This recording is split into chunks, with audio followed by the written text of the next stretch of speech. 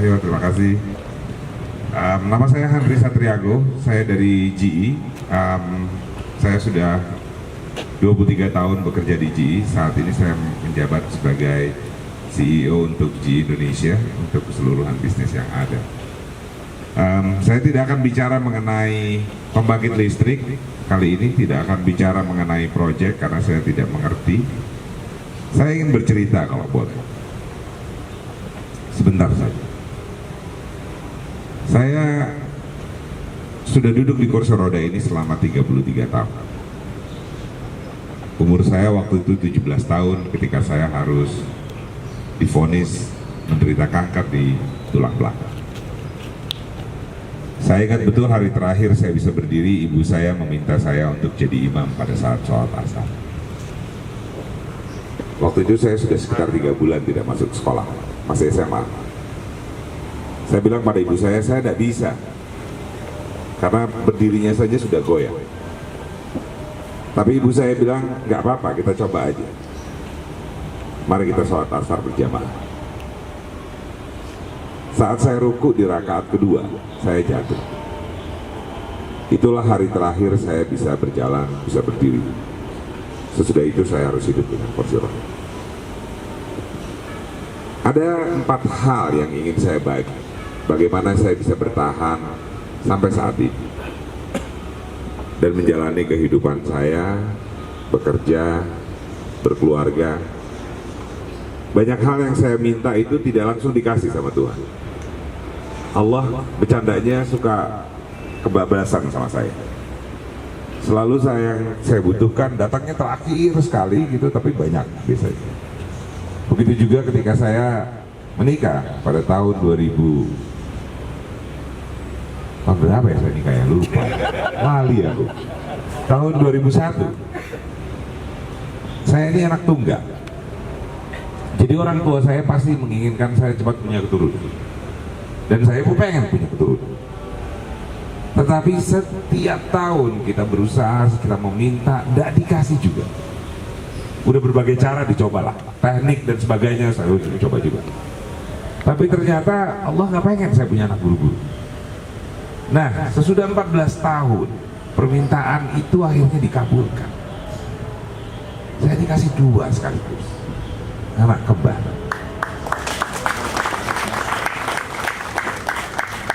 Apa yang ingin saya ceritakan dari ini teman-teman? Begini, hidup itu nggak semuanya mudah, pasti nggak mudah.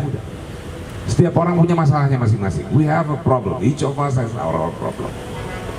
No, number one, stop asking, berhentilah bertanya, stop asking or expecting somebody to understand our problem.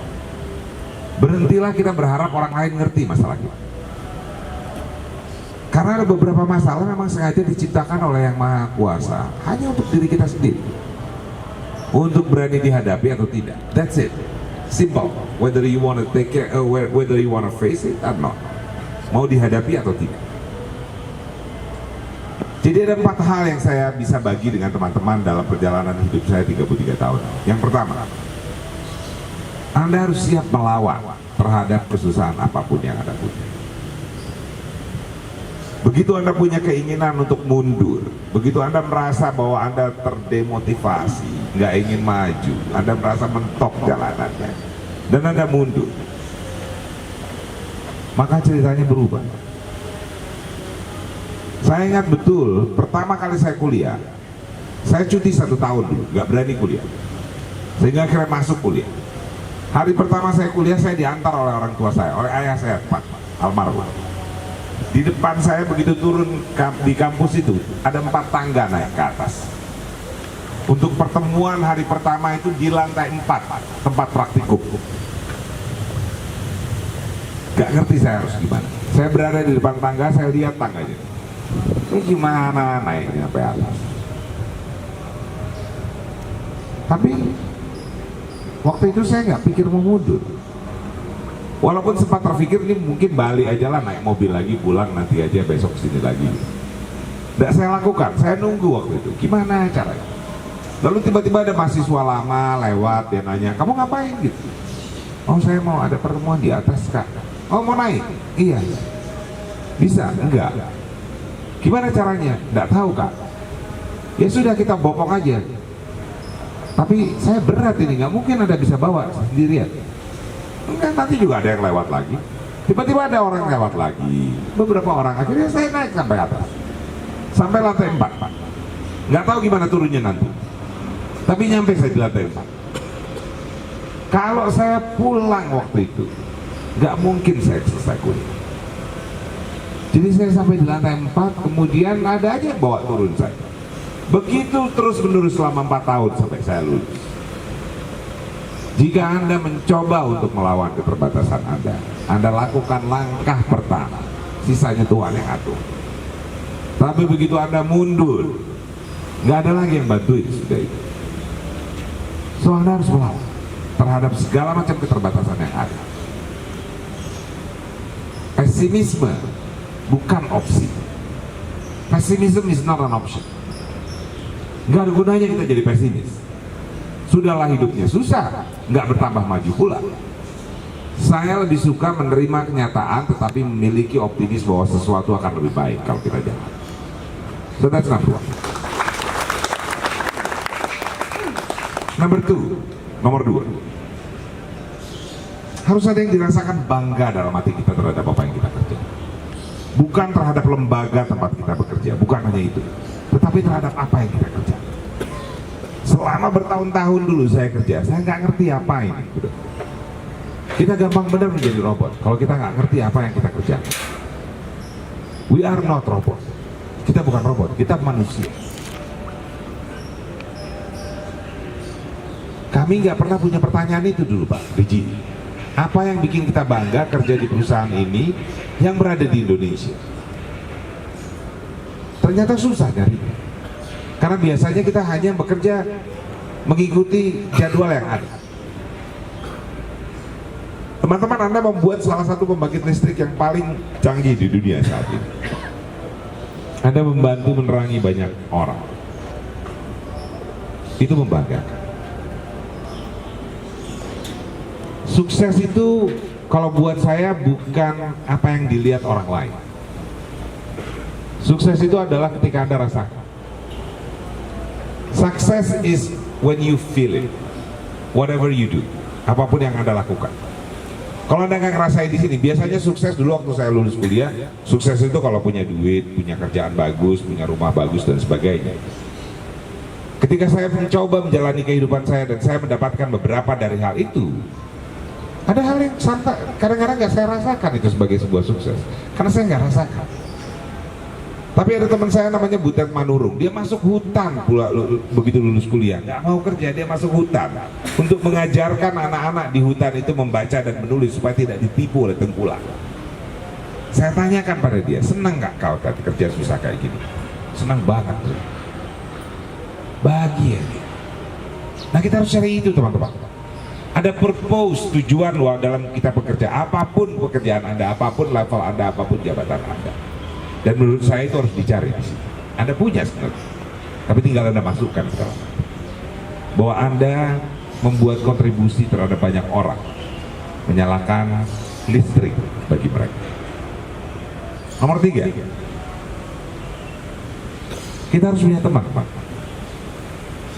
Saya nggak ngerti apa yang jadinya hidup saya kalau saya tidak punya teman. Karena dalam bekerja itu ada sesuatu yang harus kita senang. Dan itu terjadi di teman-teman. Saya kebetulan sekolah disampaikan oleh Allah sampai ke tingkat tertinggi dalam sekolah yang ada. Tahun 2010 saya ditakdirkan jadi dokter. Penelitian saya adalah tentang hubungan atasan dan bawahan. Ternyata baik itu atasan maupun bawahan saling mempengaruhi. Begitu juga dengan teman-teman. Jika Anda bekerja dengan teman-teman yang bersemangat, yang memberikan Anda input yang baik, kerjanya jadi enak. Setiap orang akan saling mempengaruhi dan mendukung sesuatu karena teman yang baik memberikan energi yang baik. Kalaulah ayah saya turun dari mobil hari pertama saya kuliah, lalu dia ajak saya pulang, maka saya nggak akan kuliah. Tapi beliau tetap di mobil.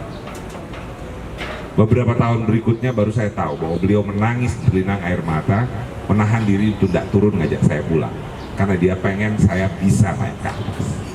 Itu adalah interaksi. teman, keluarga, kita harus punya. Yang terakhir, hidup ini harus dibikin gampang, teman-teman. Kita harus bisa have fun, ada enaknya, dan selalu ada cara untuk membuat itu enak. Bersama teman-teman, melihat ini bermain. Nah, jangan tadi pesannya Pak Ganjar ke kita mengena sekali. Hal yang paling sederhana yang saya sendiri juga sering lupa. Jangan lupa untuk berbahagia. Manusia ini diberikan cara untuk berbahagia. Tapi kalau kita nggak terlalu serius, nggak mau mencari, hidupnya jadi susah. Segala sesuatu bisa dibikin asik aja kalau menurut bahasa saya. Begitu kena sakit, nggak bisa jalan, dulu saya mikir nggak bakalan pernah bisa naik ke pesawat terbang. Tapi begitu dijalani, lucu-lucu juga kan naik pesawat terbang itu. Susah, bikin malu, diangkat-angkat dan sebagainya. Tapi oke aja, asik aja ternyata. Ketika Anda bikin ini asik, ya asik jadinya. Ketika kita bikin ini susah, dia jadi susah. So teman-teman, mungkin hanya 4 itu yang saya bisa sampaikan. Tapi di satu hal lagi yang paling penting adalah Indonesia ini gak akan maju hanya dari satu orang pemimpin. Gak bisa. Dia akan maju karena ada orang lain. Dan pekerjaan kita adalah menciptakan pemimpin baru. Itu pekerjaan seorang leader. Leader creates another leader. Setiap orang adalah pemimpin bagi dirinya sendiri. Jika Anda potong hal-hal yang tidak Anda sukai, maka generasi di bawah Anda nggak akan pernah kenali.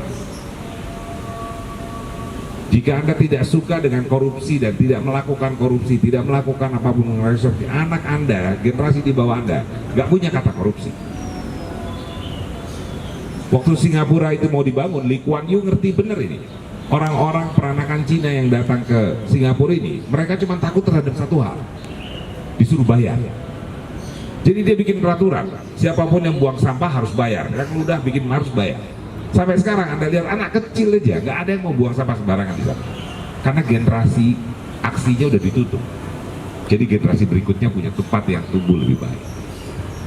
So kita punya tanggung jawab sendiri, teman-teman. Tanggung jawab untuk the next generation. If we are doing good, the next generation will be good. Kalau kita melakukan hal yang baik, generasi berikutnya akan menjadi lebih baik. Terima kasih. Assalamualaikum warahmatullahi wabarakatuh.